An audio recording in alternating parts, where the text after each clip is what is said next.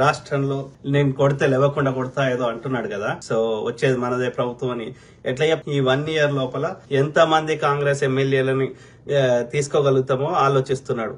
అంటే ఒక్కొక్క ఎమ్మెల్యేకి నాకు తెలిసిన కాడికి 1000 కోట్లైనా ఇవ్వడానికి వాడు సిద్ధంగా ఉన్నాడు. అంటే ఎన్ని లక్షల కోట్లు మన దగ్గర దోషిండో అర్థం చేసుకోండి. ఓకే, అది ఒరిజినల్ డిజైన్ ప్రకారం అది 10-20 వేల కోట్లలో అయిపోయేది ప్రాణహిత చేవెళ్ళ. అట్లాంటిది 90 ప్రాజెక్టులకి మనకి 40,000 కోట్లే రాజశేఖర రెడ్డి గారి హయాంలో.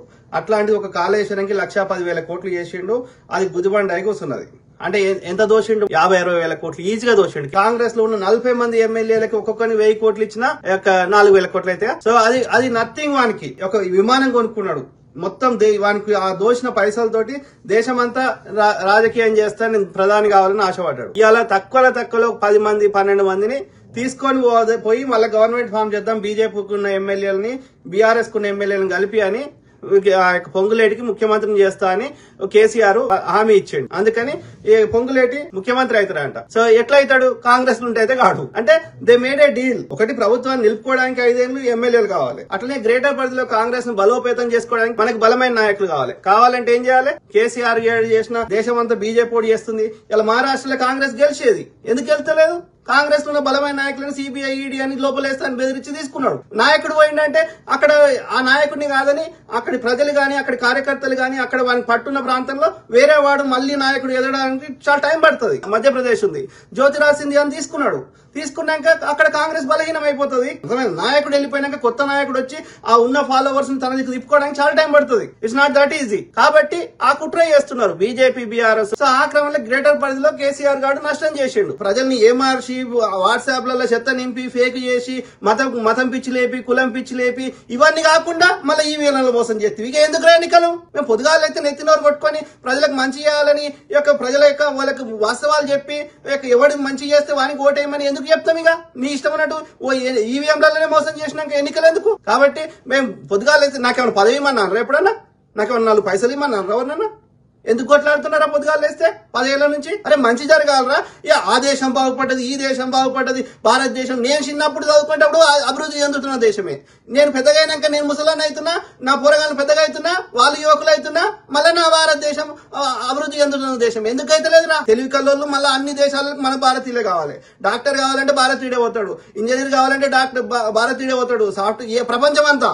అంటే ప్రపంచమంతా ఆ దేశాలు అభివృద్ధి కావడానికి కావాల్సిన తెలివితేటలన్నీ భారతీయుల దగ్గర ఉంటాయి, కానీ వారి సొంత భారతదేశాన్ని బాగు చేసుకునే తెలివితేటలు వారి దగ్గర లేవా? బ్రిటిష్ వాడు రాకముందు 27% సంపద భారతదేశంలో ఉండే, 1/3 సంపద భారతదేశంలో ఉండే. కన్ను కొట్టి ఇదంతా సంపద ఎత్తుకోవడానికి వచ్చిండ్రాడు ఓడొచ్చినా సరే, ముఖ్యంగా యూరోపియన్లు. కాబట్టి ఇన్ని తెలివితేటలు ఉన్నాయి, మన దగ్గర సంపద ఉంది, అన్ని ఉన్నాయి. కాకపోతే మన ముండా కొడుకులు ఏంటంటే కొద్ది మంది దాచిపెట్టుకుంటా అంటారు. అందాని అంబాని ఇంకోడోడోడు నా ఒక్క నీళ్లు మంచిగుంటే చాలు అంటాడు, అందరు మంచిగుండద్దు అంటాడు. అది మంచిది కాదురా, అది పద్ధతి కాదురా నేను అంటున్నా. అందరం మంచిగుందాంరా అంటున్నా. ఆ క్రమంలో అన్ని పార్టీలతో కంపేర్ చేస్తే కాంగ్రెస్, కమ్యూనిస్టు, లెఫ్ట్ భావజుల పార్టీలు అందరి గురించి ఆలోచిస్తాయి. రైట్ భావజులం ఉన్నాయి, టీడీపోడు, బీజేపీడు, బీఆర్ఎస్ వాడు వాని ఇల్లు మంచిగుంటే చాలు.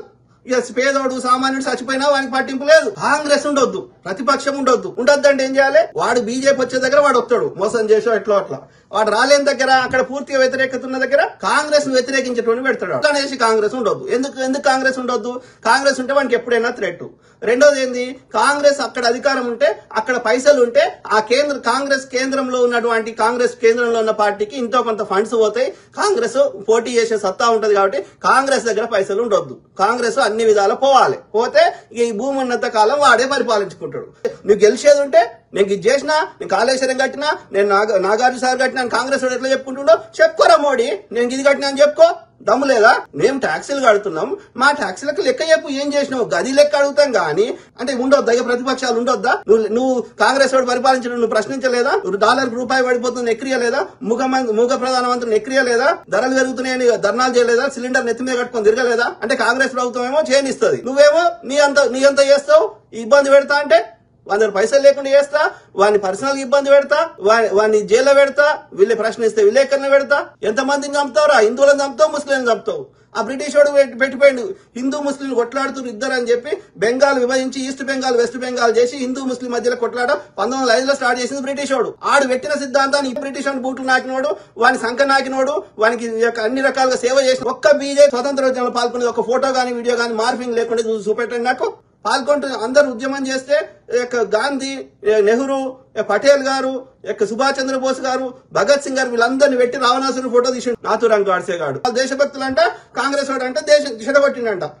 ఎవడరా కాంగ్రెస్ కట్టిన ఎయిమ్స్ లో సూదులు ఇప్పించుకుంటున్నారు, మందులు తీసుకుంటారు, ట్రీట్మెంట్ తీసుకుంటారు, హిందువులు కాదురా? నాగార్జున సార్ కింద పంటలు పండించుకుంటున్నారు రైతులు హిందువులు కాదురా? నువ్వేం కట్టినవరా బోసిడికే? పొద్దుగా లేస్తే వాట్సాప్ ఒకటి ఉన్నది, ఇక పొద్దుగా లేస్తే మీకు ఫేకులు క్రియేట్ చేయడానికి వాడు ఫోటోషాప్ సాఫ్ట్వేర్ తయారు చేసిండు, మీ వీడేమో వాట్సాప్ తయారు చేసిండు మీ చెత్త నింపడానికి. నిజంగా నువ్వు కడితే వాటి ఫలితాలు అనుభవిస్తే ప్రజలు నీ కోటెత్తారు. ధరలు ఆకాశాన్ని అంటినాయి, ఆదాయం పెరగలేదు, డాలర్ కి 86 రూపాయలు అయింది. ఏం సాధించినవరా మోడీ? నువ్వు వాట్సాప్ లో చెత్త నింపితే నిజాలు అయిపోతాయా? అన్యాయం ఎక్కువైన సాయుధ పోరాటం వచ్చింది. ఎట్లా వచ్చింది? ఎప్పుడైతే అణిచివేత ఎక్కువ అవుతుందో, ఇబ్బంది ఎక్కువ అవుతుందో, అన్యాయం ఎక్కువ అవుతుందో అప్పుడు తట్టుకోలేరు ప్రజలు. తట్టుకోలేనప్పుడు ఆయుధం పట్టుకుంటారు వాళ్ళు, అక్కడ సాయుధ పోరాటాలు అవుతాయి. ఫ్రెంచ్ ఏ రెవల్యూషన్ అని అట్లే వచ్చింది. మాకు తినడానికి తిండి లేకుండా చేసేసి నువ్వేమో రాజసుఖాలను అనుభవిస్తున్నావు అని చెప్పి అక్కడున్న ప్రజలు తిరుగుబాటు చేస్తే వచ్చిందే ఫ్రెంచ్ రెవల్యూషన్. అట్లా ఎంతో మంది నియంత్రణలు, జార్ రెవల్యూషన్. ప్రపంచం అంతా ఎందుకు వస్తున్నాయి రెవల్యూషన్లు? మొన్న మిడిల్ ఈస్ట్ లో ఎందుకు వచ్చినాయి ఇన్ని రెవల్యూషన్లు? అన్యాయాన్ని ఎవరు ఎక్కువ తీసుకోరు. అర్రల పిల్లిని కట్టేస్తే అది ఎగిరి దుంకుతుంది, పులి అవుతుంది. మంచిగా చేస్తా, ఆ రైతుల ఆదాయం డబుల్ చేస్తా, పేదోని కూడా విమానాలు ఎక్కిస్తా, అన్ని హామీలు ఇస్తే నిజమేమో అనుకొని నమ్మి వాడు కాంగ్రెస్ వాడు అన్ని చేసినా గానీ నువ్వు వానికంటే ఎక్కువ చేస్తా అంటే నిజమేమో అనుకొని నమ్మి మోసపోయారు. ఆ మోసం నుంచి ఇక మళ్ళీ బయటకు రాకుండా మోసాల మీద మోసం మీద మోసం చేస్తున్నావు. ఆంధ్రప్రదేశ్ కి ఏమో తల్లిని చంపినమంటాడు, వాడంట తల్లి అంట, మనం బిడ్డ అంట. వానికి ఏమో 4 లక్షల కోట్లు వానికి ఇస్తా అని హామీ చెప్తాడు. మొన్న ఈ బడ్జెట్ లో 30,000 కోట్లు ఇచ్చిండు. మరి తెలంగాణకి ఏమి ఇచ్చిండు? గుండు సున్నా ఇచ్చిండు. మరి ఈడనేమో 8 మంది ఎంపీలు గెలిచారు, ఆడనేమో 2 ఎంపీలు గెలిచారు. అంటే ఇంతేనా? ఇక నీ బతకాంది ఇంతేనా? ప్రజలు బాగుపడొద్దు, ప్రజాస్వామ్యం ఉండొద్దు. ఒక్క ప్రెస్ కాన్ఫరెన్స్ రాడు మోడీ 11 ఏళ్ల నుంచి. ఎందుకు రాలేదా మిగతా ప్రధానమంత్రులు? ఇంక్లూడింగ్ వాజ్పేయి గారు కూడా వచ్చారు.